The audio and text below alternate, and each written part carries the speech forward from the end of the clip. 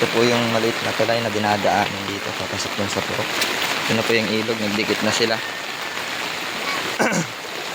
Pasok pa ako, Jomar? Kaya? Saan?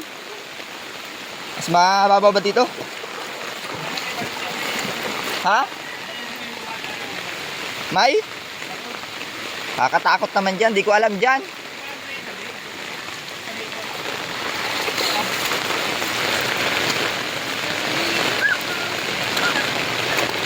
Hop. Ayan. Halos ilang ano na lang. Maabot ng tulay. Yan dito po sa Sampurok na Barangay Bautista. Malalim na.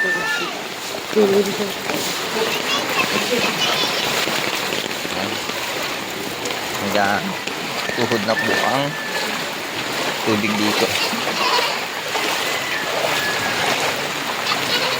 Meron pa